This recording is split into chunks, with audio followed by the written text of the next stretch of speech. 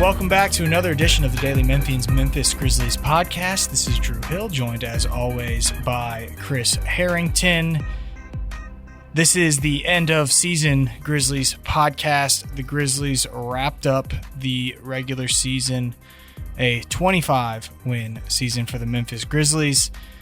Finished it off since we last spoke with, I believe, 2 losses. Might have been 3, but 2 losses.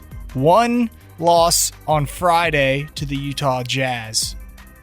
A key loss in the lottery chase here at the end of the season. Maybe the last truly epic tank game in NBA history if they fix the rules this summer. Maybe. Might have been. It generated a lot a buzz over the course of the day. Yeah. There was literally a segment on ESPN about the Jazz and Grizzlies game and how both teams were pretty incentivized to lose that game. And then another game on Sunday against Houston. The intrigue going into Sunday was the Mavericks still had a game against a tanking opponent left in Chicago, who was also incentivized to lose. And the Grizzlies were playing the Rockets, who were mostly had things wrapped up there as a Western Conference playoff team. But you thought the Rockets' depth was going to be enough to take care of the roster that the Grizzlies would be able to put on the court. The Grizzlies lost, and the Mavericks won, and the Grizzlies finished solo 6th from the bottom. I have to make a confession. I didn't think they could do it.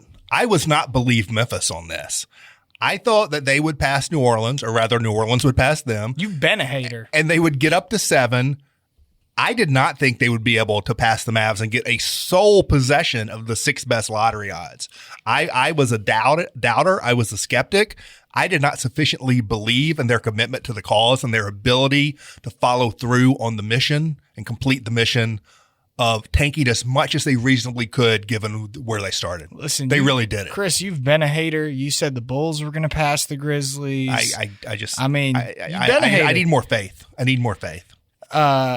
Yeah, I mean, never questioned the organizational resolve of the Memphis Grizzlies, but just saw it in action. Look, obviously not everyone's happy with the way that the end of the regular season played out, and no one wants to watch that, including us. I want to point out, because I wrote a column at the beginning of the tank about the last time the team had tanked, which was the draft that, where they ended up getting Jared Jackson Jr. They went 2-21 to finish the season, which is rough. They went on a 19-game losing streak that season. That was not that long ago. Yeah. Before we get too far into this topic, I should mention, we're coming off of exit interviews. We left straight from exit interviews to come to the podcast studio. We're going to talk about that. We're going to talk about what Zach Kleiman had to say, all of that. But we do have some catching up to do in terms of where the team finished in the final reverse standings. So Memphis finishes solo 6th from the bottom. I'll just reiterate and repeat, because there's a lot of people that are like, why are people celebrating the tank job that the Grizzlies did at the end of the season? Look, we've had nothing else to really cover. Like, we've done a great job, I think, of writing about more things than the reverse standings as it relates to the Memphis Grizzlies at the end of the season. You had your series on Zach Kleiman, which is finished up, an evaluation of him. I would highly recommend you go read that. We had the Brandon Clark arrest coverage. We had a feature story on fan who's given back trading cards to players, all kinds of different stuff. I've been celebrating the glorious 25th season of Memphis Grizzlies basketball. Yep. That series will wrap up this week with number 1. So I don't think it's all celebration, but we do have to cover this. This is the reality, right? Yeah. This is the reality of the NBA and the system that's currently in place, which hopefully will change. Yeah. Do you want to reiterate you've written about this to catch people up, what the odds are now? So the Grizzlies will have a 37.2% chance to pick in the top 4 on Lottery Day. Lottery Day is scheduled for the night of Mother's Day. It will take place in Chicago. 37.2% chance for Memphis. That's a pretty significant increase from what it would have been had they ended up tying with the Mavs, because the Mavs actually ended up tying with the Pelicans, so they all would have split odds. It would have been, I think, below 30% had they all tied. But the Grizzlies make a big jump. They get up to 37.2% chance to get the number 1 pick, to get a top 4 pick, with a 9% chance to get the number 1 overall pick. And as I wrote about, their final spot in the standings at the end of the regular season, I did do a brief history on where the team that finishes 6th from the bottom has ended up picking since 2019. So in 2019 was when they flattened the lottery odds the last time.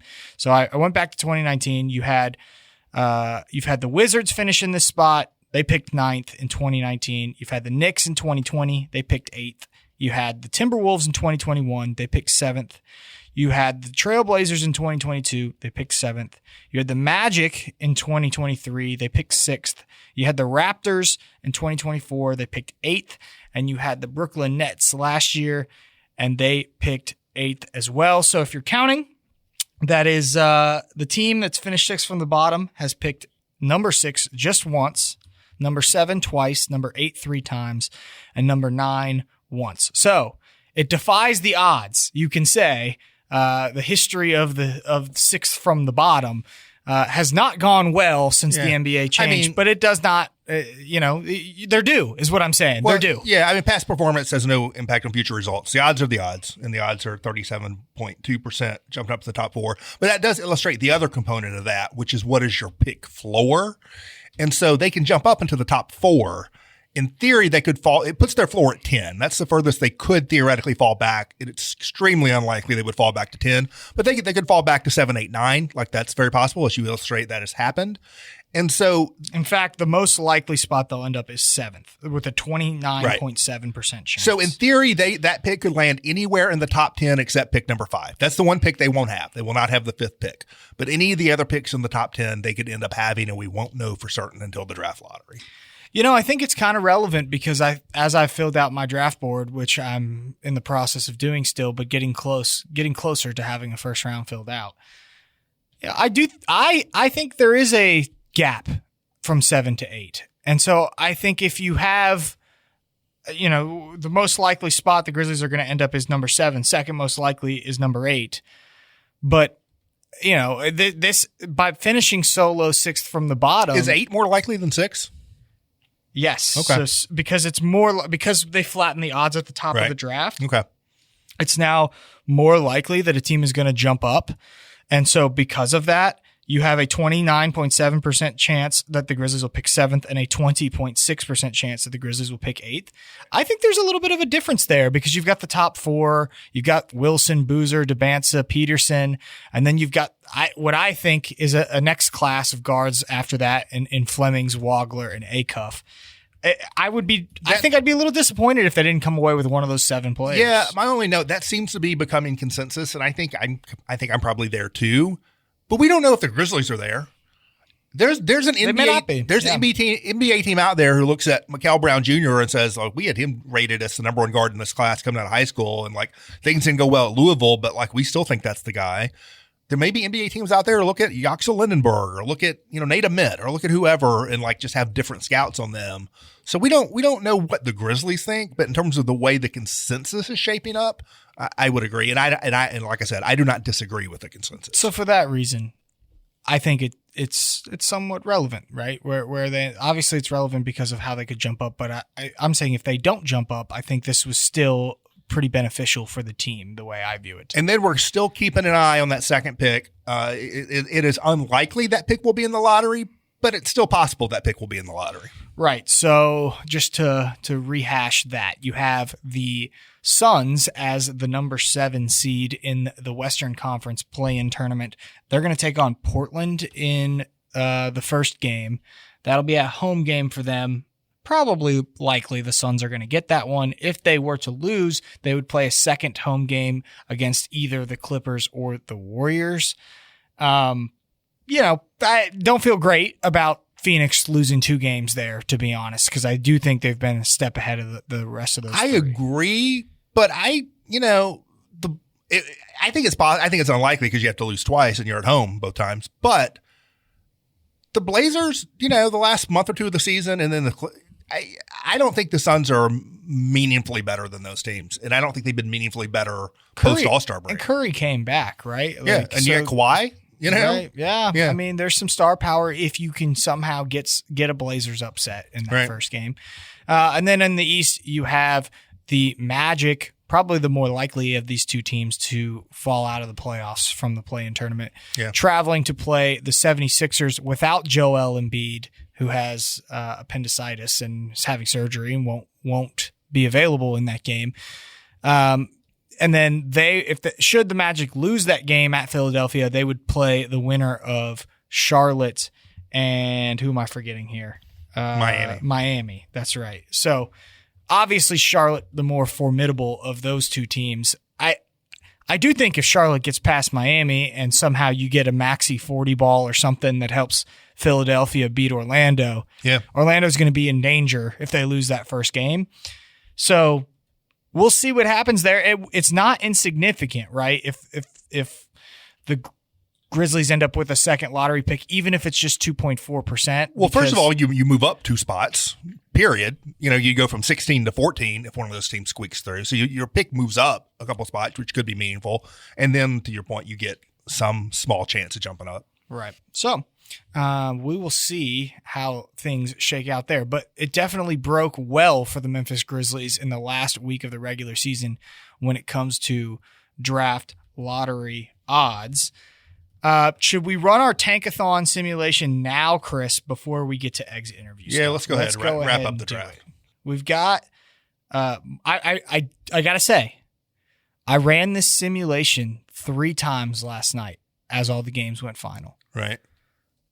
The first simulation, the Grizzlies had the second pick. The second simulation, the Grizzlies had the first pick. And the third simulation, the Grizzlies had the second pick. So it just illustrates how much more likely it is now when you're spinning it than it was when they were 8th and we were spinning it on this podcast just a couple weeks ago. So let's go ahead and do it. Do you have a good result? Yeah, I like my result. I'm going to keep my result. I'm going to do the Monty Hall Let's Make a Deal, and I'm going to keep what I have. I'm not going behind door number Drew. Okay. We're not going to like my result. All right, I chose exactly what I was talking about. I have the Kings jumping up 4 spots to the number 1 pick. The Hawks after that at number 2. Mavericks jumping up 5 spots to number 3. Not good. The Pacers at number 4. Wizards at number 5. Brooklyn Nets at number 6. Jazz at number 7. And Grizzlies at number 8. That is the scenario I am hoping the Grizzlies will avoid in this lottery. I want that top 7 if I'm Memphis because, again, maybe they don't think this way, but I think this way, that there's a gap from 7 to 8. So I'm a fan of the way mine shook out. I've got, it's an Eastern Conference heavy up top. I got the Wizards stay in at number 1. They have the worst record in the league. They'll start that way. They finish that way on my spin. I got Brooklyn moving up 1 spot for the second pick. I got the Chicago Bulls jumping up past the Grizzlies and other teams to get the third pick. The ethical tankers, the Chicago Bulls, third getting pick, rewarded for it. But then I got the Grizzlies squeaking in for pick number 4. I'll take it. Okay, so that will conclude the end of season segment. I mean, there's not really much to say about those games. One of the funny things was that Derek Whitehead had to go to the bench in the Utah Jazz game. You're too good for this tank, Derek Whitehead. Because he was playing so well. Like I know NBA players don't submit resumes, but that should be on his resume. Too good for the tank. What do you think of the... He's only 21. Shout out that guy. What do you think of the way that the Grizzlies handled the end of the regular season? Was it... I mean... How do you view it in terms of the way that they handled it versus other teams? This is the business we've chosen, as they say in The Godfather. These are the incentives. The thing about it is that some people talk about how you instill bad habits to your players. Well, not if you import players to lose for you, temporary losers, no offense, but they imported like all these 10-day guys to play all these minutes and lose these games while their roster players are mostly sitting on the bench watching. And so you could take a dim view of that. Is that exploited labor? I don't know. I would take the 10-day and go out there and lose. I'd be willing to do that. I'd be happy to do that personally. So I do not consider it exploited labor, but they definitely offloaded the more intense losing, tanking experiences onto temporary players. Yeah. I mean, I know NBA players don't submit resumes, but that should be on his resume. Too good for the tank. What do you think of the way that the Grizzlies handled the end of the regular season? Was it... I mean, how do you view it in terms of the way that they handled it versus other teams? I I do kind of feel bad for the guys on the 10 days that stepped up and then like now they're the butt of all these jokes. Right. But I will say those guys are getting NBA film right now. They might be able to NBA money too. NBA money, NBA film. That might turn into another opportunity. Right. Like there might be some team in Europe that watches these guys play NBA minutes and get 15 points or whatever, and that's a good selling point. 100% for some great contract. So, but you can stand in there and you can take some jokes. An innovation, and not do the Grizzlies. ESPN did a good piece about this. They traced it back to the Thunder team 4 or 5 years ago, where remember Zaire Simpson, who played for the Grizzlies, and like the little guard who would shoot the funky hooks. Like he was one of these guys who got high, like back when the Thunder were tanking before they got good again. They brought him in on a 10-day and played him like 44 minutes or whatever in game 82, and they were the first team to like come up with this. Let's sign these guys to 10 days, then just throw them out there in these games we're trying to lose. And now, the Grizzlies and the Jazz and other teams have taken that Sam Presti innovation and they really perfected it. Yeah. Well, hopefully the likes of this we won't see again. That would be my fervent hope. Yeah. It sounds like the NBA is probably going to move towards some different system. I don't know. Is there an inclination of exactly what they're going to go to quite yet? I don't think it's anything set in stone. What they've thrown out there is they threw out 3 different ideas, and the one they've suggested is most likely is actually somewhat similar to what I wrote about and I suggested. I don't think it goes far enough. I'm a believer that if you go this direction, you have to go hard or go home, and I don't think they're going quite hard enough. They're still being a little too cute with it, which the Adam Silver NBA likes to do. But the idea, broadly speaking, is expanding the teams that are in the lottery and flattening the odds. I don't think they go quite far enough. I think they leave some incentives out there that are still going to cause problems. Okay. But hopefully that'll change. Let's get into exit interviews, but first let's take a break for a message from our sponsor. Want to make a big impact without getting lost in a big system? Join Youth Villages to be a force for families while becoming part of one. Help make positive changes on a national scale, one community at a time. It takes a family to transform lives. Start with yours. Apply now at youthvillages.org/careers. Okay, Chris. So Zach Kleiman spoke this morning, Grizzlies general manager. Yeah. Why? What are we laughing at? I was just looking at the very first quote in your story, which was a response to one of my questions. And it made me think of, do you remember the old Key and Peele Obama anger translator? No, I don't think you don't know this? Natalie knows this. This is a Key and Peele skit because Obama was very composed in the way he would speak. So one of them would be Obama and the other one would be the guy behind him who would then translate what he said into more common angry talk. The Obama anger translator. We need a Zach Kleiman, just regular translator. So it's like, do the first, we're not doing this for the whole pod, but do the first sentence. Do you have the story in front of you? Yeah, I do. So this was a question from Chris. Right. I think fans in Memphis and around the league understand the incentives at play in some of these things we've seen the last couple months of the season. To what degree do you balance that or think about the value of that versus the cost of the product on the court for the fans and the customers? So to what degree do you balance, you can be Zach Kleiman, to what degree do you balance the cost of putting a bad team out on the court versus the incentives at play here, AKA draft lottery position? So you're going to be Kleiman and I'm going to be the translator. So you can do the first sentence. Okay. The focus for the final stretch of the season and post-trade deadline was to put the group in the best possible spot going into next season. We tanked as hard as we could to secure the best possible draft odds, because tanking as hard as we could to secure the best possible draft odds puts us in puts this group, the group that was not playing because they were watching the 10-day guys play, but this group you're talking to today, these dudes might be back. And we're putting this group, not those dudes on the 10 days, this group in the best possible spot going into next season by having better draft picks. And we tanked away to do that, and we do it again. That's what he meant. That's what he meant. I mean, yeah. That's what that means. That's what that means. The funny thing is, and you did the right thing, but you cut me off before I could get to the next 2 paragraphs, which were just entirely about all the players and how they got to use them in different positions and all this stuff. I mean, with all due respect on that, it just doesn't mean anything. And what do you expect him to say, right? This is something. This is my point. This is my point. Hey, We knew this going in, though, right? We knew this going into the day. Ross Wooden, Grizzlies PR, cut me a check. I'll stand behind him, and he'll say whatever he wants to say, and I'll translate it. We knew this going into the day, though. Can we just let's just call it what it is. The topics going into the day, right, were going to be all along questions about Ja Morant and questions about the end of season tank, right? So that was it. And the least neither thing, he was going to which talk you asked about, which he did. The least thing's a good illustration of the problem, because he tried to do as best he could, and he acknowledged that he couldn't do the best he could. He didn't do that as much on the other things, but all three of these issues, there's the same problem there.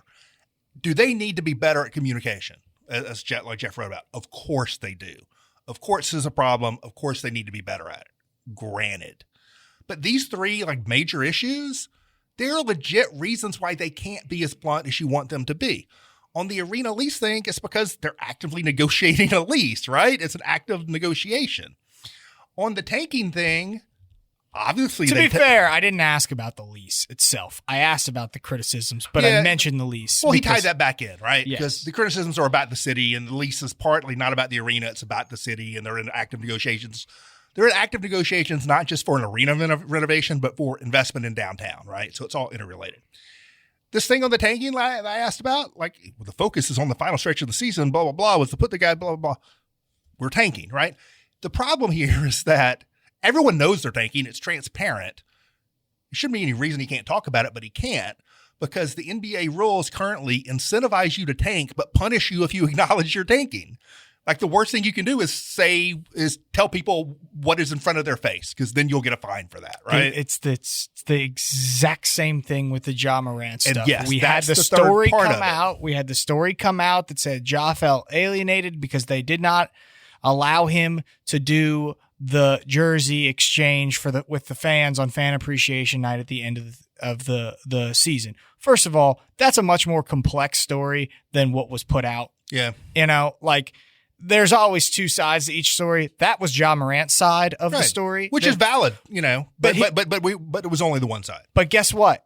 Zach Kleiman got asked that question. Why didn't he do the thing? And I'm doing the Windhorse meme right now. Right. Why would Zach Kleiman not answer the question directly about why Ja Morant didn't get to do the jersey exchange? Because they're trying to trade Ja Morant this offseason. Here's the Zach Kleiman translator. Look, we all know why this rebuild is happening. You can agree with it. You cannot agree with it. We decided we're just tired of trying to make it work with Ja. This is the fourth year in a row. He's missing games all the time. He's not reliably on the court. That's an all-NBA player. And we've been going through this year after year after year, and it's not working. We've just decided it's not going to work. We can't keep trying to make it work. At some point, we have to move on, and we've decided to move on. But I can't say that Ja Morant is the reason this is happening, because I'm trying to trade him this summer. And so I can't explain to you why we're moving on from Ja Morant, because we haven't moved on from Ja Morant yet. And I'm trying to make this the least drama as possible so that I can trade this dude this summer. But he can't say that. And by the way, even though there's more to the story on the jersey thing, I think that was not handled the way it should have been handled. And they created drama they didn't need 100%. Do you know how to me, it would have been much easier to just let Ja sign the jersey, but we don't know how it all would have went. I mean, clearly there's tension here. There's a lot of tension and awkwardness, and I think they overthought it, and not for the first time did they overthink something, right? And created a problem they probably didn't need to create. One of the questions that I asked, I'm curious if you have any reaction to this, was, I said, trading stars away and losing as much as you did can be hard for fans and season ticket holders. Do you believe there's a level of trust that needs to be rebuilt with the fan base? The answer that I got from Zach Kleiman was, again, that would have been an easier yes. You could have just done yes. Yeah. This was the one that felt like it was a little bit of a workaround that maybe necessarily didn't need that didn't have as much of a hurdle like these other things. We just described real hurdles, to be honest. To me, there's less hurdle on that one. This is the response that Zach Kleiman gave. The final stretch of the season and all of the transacting, tough season from a fan standpoint. Yeah. I'm greatly appreciative of the patience and the continued support. I think there are different ways. To the degree I'm getting it. Yeah, I think there are different ways that different fans want to engage with the team, and I think there's no one right way to follow the team. Yeah. All we are doing is spending our time making sure that this team is in the best possible position so that when we dive into next season and beyond, there's a product that the focus is and will continue to be putting the team in a position where the product on the floor can compete at the highest level of the NBA. So then he goes on later to reiterate he appreciates the patience of the fans, which there's not a ton of patience out there on the internet. When you read that back, that's a little bit better than I remembered it being when he said it. I think he could have been more forceful at the very beginning, more of a hard yes on the very beginning. But the thing about there's no one right way. Like fans process this in different ways, which is true. Some people, and the fact that they are. I was making this point earlier. I said this on the radio. Like the NBA, it's not like college basketball now where you just buy a new team every year or whatever. There is a multi-year arc to the process, and you have to. And sometimes you do things that are damaging in the short term and that hurt the product in the short term and that are going to make fans mad in the short term, but you're doing it because you think it will be beneficial in the long term. And these are real decisions they have to make. Yeah. I do think that there is some, and this goes back to what Jeff wrote. I think that answer suggests that he believes that the frustrations are from the fact that he had to tear down the team and that they had the finish to the regular season that they had. And that's probably a large part of this. Right. But I do also think that, I heard fan complaints voiced, and I remember there was someone, I wish I knew the name, sorry to whoever it was that wrote the story, who was a season ticket holder, that basically just said, man, it's really disappointing that, it feels like some of the benefits we've had of being a season ticket holder seem to be going away. And I do think that there's probably a level of trust that has to be built back up. I think one of the good things about the position that the Grizzlies are in now is I do think that they have a couple of voices on this team that have a chance to really become popular people in the community, as they try to build this back up. To the point you just made, though, and this sort of came up a little bit when you brought up the lease. And again, I know your question was not specifically about that. The holistic nature of the Grizzlies' issues is not just a basketball thing, right? Which is sort of what Jeff wrote about, right? It's basketball, it's business, it's ownership, it's this holistic thing, right? So this question of what you're doing for season ticket holders, some of those changes, Zach Kleiman may not even know. No, right? Let's be clear. He has no impact. But it makes a good point that maybe this season wrap up media day should include some business side people too. Maybe it should. Yeah. No, I think that's a good point. But I just, I want to hear what the fans think. And I appreciate when fans and again, I'm so sorry, I don't remember who it was. Put their thoughts out in a I think I know, but I don't want to say the wrong person and do it wrong. I think anyway, I know it's just I do think that the Grizzlies have some work to do in terms of building back up to making the community feel good about the state of the Memphis Grizzlies. I just think there's a lot of angst right now over the lease, over the fact that the team is rebuilding, all of that. I think all of it has contributed to this maybe this state that feels so different than what it felt like when you were happy about the team, maybe in 21-22 or 22-23 as they were sort of building. It felt like they were building something. And certainly what happens on the basketball court has a lot to do with that, but it's not everything that happens on the basketball court. Right. So, and Zach in that answer, to be fair, is talking about what happens on the basketball court because that's what he's in charge of. Right. But I do think that maybe the answer there could have just been a yes. Yeah. But maybe I know they love me throwing this out there, but maybe the Grizzlies could be innovators in the NBA space and have their end of season media session include some business side people. Let's do it. Let's make it happen. They're chomping at the bit to do that. I know. I don't know about that one. He got asked if Ja will return next season, and he said Ja has been a pro. We've had open dialogue and respectful dialogue. That was a fantastic answer. I think everyone I'm not even going to do the page. translator on this. I'm going to let it go. I think everyone is on the same page as much as they can be, respectful to the situation. I'm not going to speculate on potential transactions. So there you go. I mean, the Kleiman translator is throwing his hands up at that one. It can't be any more clear as day as that, right? It's as good as it can Is be. Ja going to be on the team next season? I will reiterate that Ja has been a pro. I mean, that they're having open and respectful dialogue. I'm not throwing my hands up at whether Ja's been a pro or not. I have no comment on that. But the open and respectful dialogue, yeah, maybe. There's not a lot of illustration that you know. I mean, you just go back to the jersey thing we're talking about, right? It's not a lot of illustration that there's a real productive communication going on there. Well, that was the one thing about the jersey thing.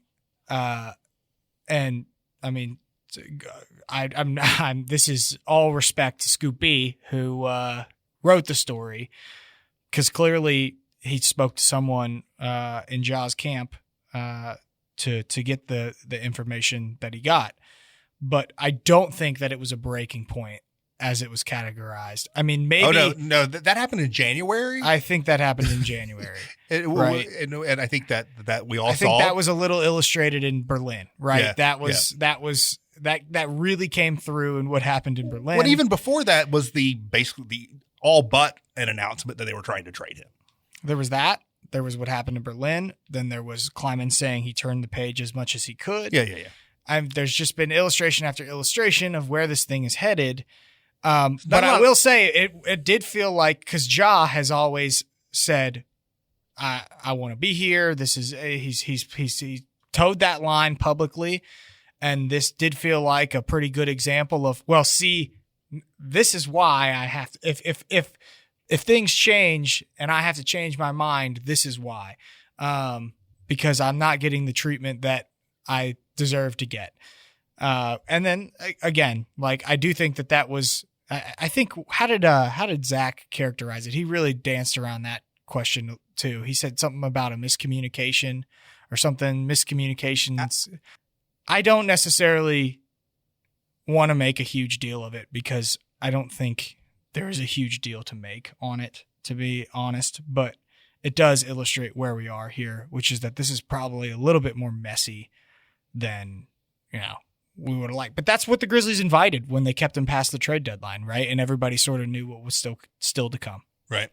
Anything else that came out of exit interviews for you, Chris? None of the player stuff was hugely, none of it was newsworthy. I thought Gigi Jackson, tone-wise, was pretty subdued and pretty serious. I asked him, how he's going to feel when he's not the youngest player on the team going into next season, which I think will likely be the case. He expressed some mixed feelings about that. He sort of talked about how, like, that the problems he's had the first 3 years, that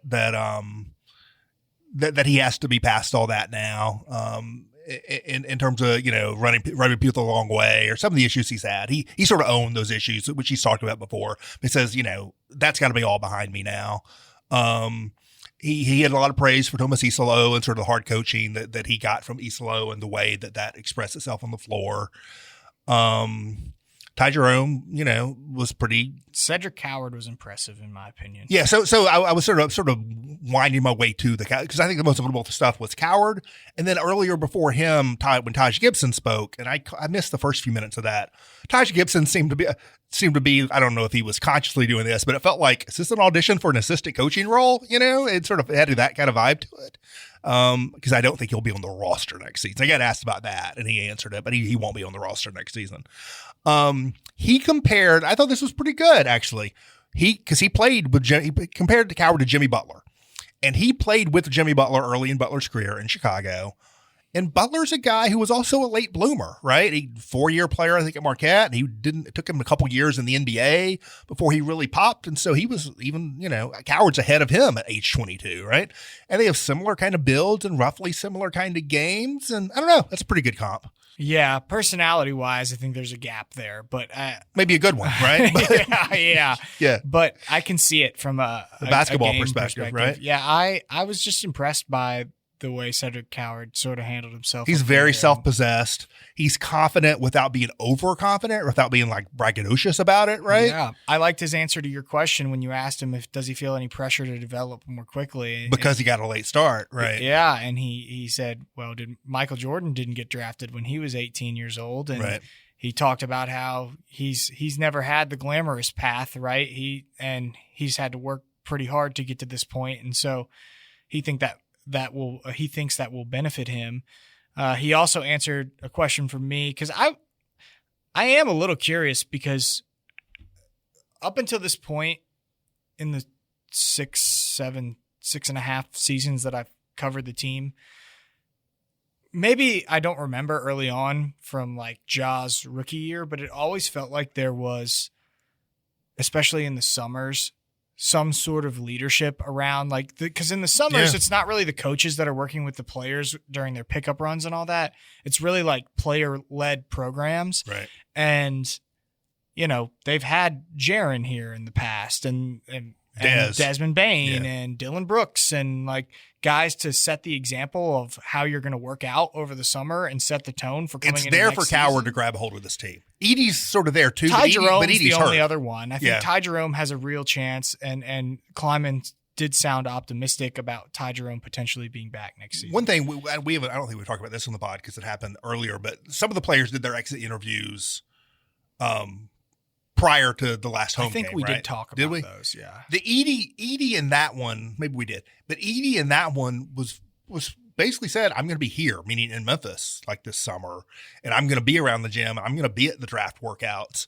So Edie was sort of taking on some of that mantle publicly, in his exit interview. Mm-hmm. But Edie and Coward, it's there for them. And even Gigi, Gigi's been around since year 3 for Gigi's year 1 for Coward. One of the things that Gigi said was about next season was wanting to be more vocal, and he cited Coward as someone to emulate. Right. So I came away very impressed. Yeah. From Cedric Coward's interview. I was writing the Kleiman piece while Ty Jerome spoke. Was there anything from him? No, not that much. Just general confidence about his game, and he felt good about the team and where the team was, and he said, but he also felt very realistic about it. He said, I think we have a chance to be a lot better next. I'm paraphrasing. We got a chance to be a lot better next year. Probably not going to win a title or anything, and he seemed like he was like accepting of the idea of being a key player on this team where it is, while understanding where it is. Yeah. What do you make of his future with this group? It's an interesting situation because he's such a good player that. Yeah, I think they, given the age difference and given the rebuild and given the glut of guards, this is something Kleiman said that was sort of interesting. We could cycle back to because it ties into this. But given all those issues, I think the Grizzlies have to check the market on Ty Jerome this summer. But unless the return, think he's the only one they're going to check the market on. No, I agree. But I'm saying with Ty Jerome specifically, I think they have to at least explore the market on him. But unless the return is particularly good, I would be very happy if I'm them, to bring Ty Jerome into camp and into the team next season. Because I don't think they wanted to, even though they're rebuilding, I don't think they want 15 guys on the team who are 23 and younger, One thing I picked up from Kleiman when he got asked about what he wants to prioritize in terms of roster building for next season, he mentioned big and physical. Yes. And it was in the same answer I was alluding to, where he talked about there's going to be some tough decisions to be made. And I think he's talking about, you put those two things together, they got too many small guards. They got to clear some of them out. They got too many small guards for sure. And I think they do have some sorting to do there. We've talked about that. But I think if you're going to check the market on Ty Jerome, are you going to check the market on Santi? Or are you going to check the market on some of these? I think you will. I think you have to. I think, honestly, other than Coward and Edie, I think it's everybody. Right. Some of these guys are just not, the market's not going to be there commensurate with what they could potentially do. But you could just throw names out there, man. You could throw Jalen Wells out there. You could throw Cam Spencer out there. You could throw Gigi Jackson out there. I don't think these guys are off limits.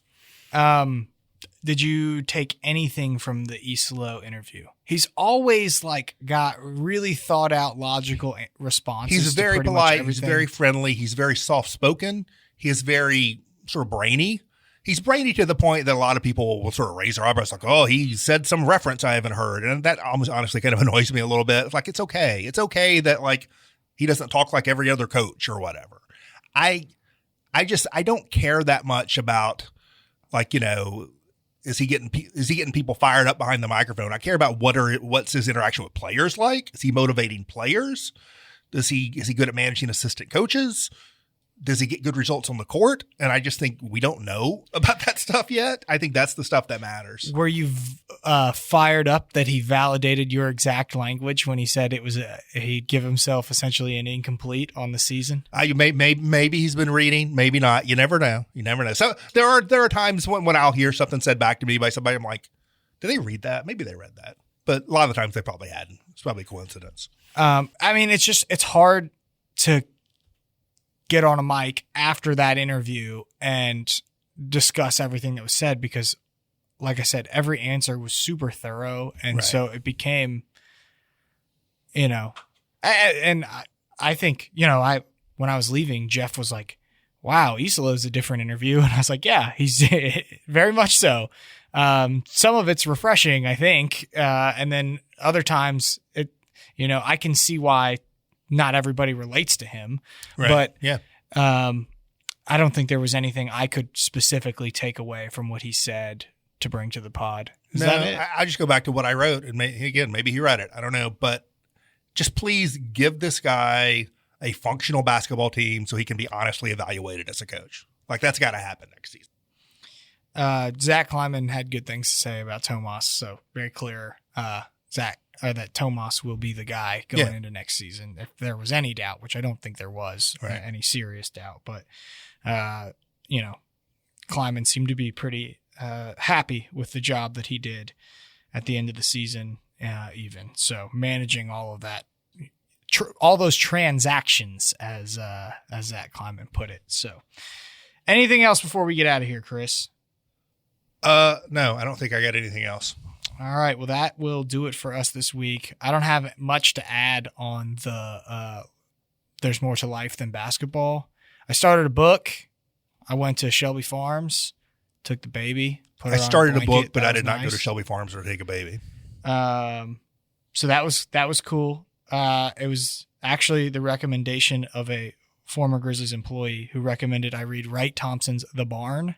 Yep. I was there when that was recommended. I added it to my shopping list. Which is what's the word? It's a tough read in terms of the subject matter, which it basically covers Emmett Till's murder and the way that, for people who don't know, civil rights era notorious stuff. Murder that happened. Incredible writing. Wright Thompson's amazing. So I haven't finished murder. The book. It was a lynching. It's what it was. But so no, I that's a book I'd like to read. I reviewed a documentary about that at one point in the past. I started, less serious topic, but I started Dylan Goes Electric, which is the book about Bob Dylan's arrival in New York, especially the book that movie, A Complete Unknown, is adapted from. I started that. Nice. Hacks is back. I'm looking forward to diving into that with my wife when I get back home. The HBO series. Okay. Gene Smart and Hannah Einbender. It's a comedy. It's quite good. I watched, and I can't remember the name of it, the new Cult doc on Netflix, because I don't know what it is about like a cult documentary, but I'm always interested. Are we talking about the football team? No, like CULT. Cult. Oh, okay.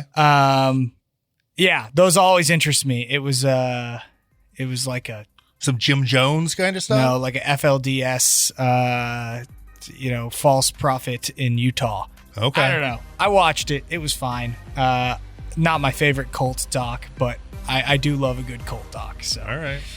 Anyway, all right, we'll wrap it up there. We will be back next week talking more Grizzlies.